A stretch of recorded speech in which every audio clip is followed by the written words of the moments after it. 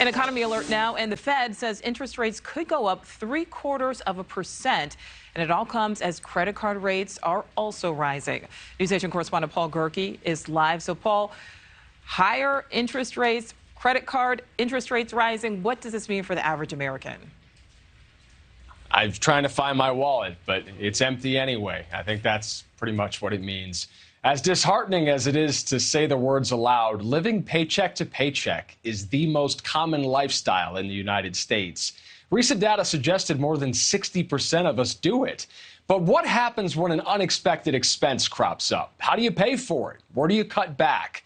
As all of us grapple with the effects of inflation, a growing number of Americans are turning to credit to cover essentials at a dangerous time to do so.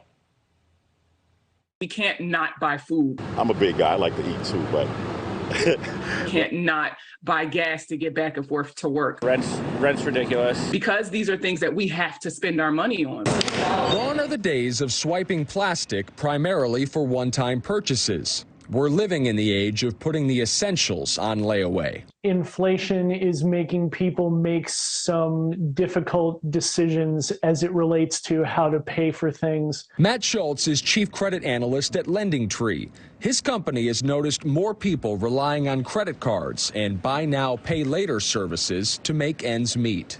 It is certainly still primarily something that is focused on younger folks, little lower income folks with a little less experience when it comes to credit.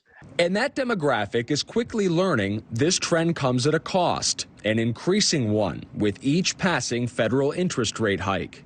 According to the latest bank rate survey, the average interest rate for a credit card has climbed to 17.96%, the highest it's been since 1996. The average rate has inched up nearly 1.5 points in 3 months. It was just over 16% a year ago. But one thing that we can say for fairly certain is that your credit card APRs are going to be higher in a few months than they are right now. And for millions of Americans, that will mean owing more money. U.S. household credit card debt increased by 13% on an annualized basis in the second quarter of this year, the steepest jump since 1999. That credit card debt that you have is the most expensive it's been in at least decades, maybe ever. And the truth is that it's only going to get more expensive because the Fed isn't done raising rates. When is that going to happen, you might wonder? The next rate hike is expected to come in 2 weeks when the Federal Reserve is planning to meet again. The Fed signed off on back-to-back 0.75% increases in June and July. By the way, if you're feeling the pressure of climbing interest rates on your credit card, Matt shared a simple tip with me. I'll share it with you coming up in the next hour of Rush. Nichole? All right, I think I may know what that is. All right, Paul, thank you. Thank you for watching. Go to newsnationnow.com to find NewsNation on your television provider. And don't forget to click the red subscribe button below to get more of NewsNation's fact-driven, unbiased coverage.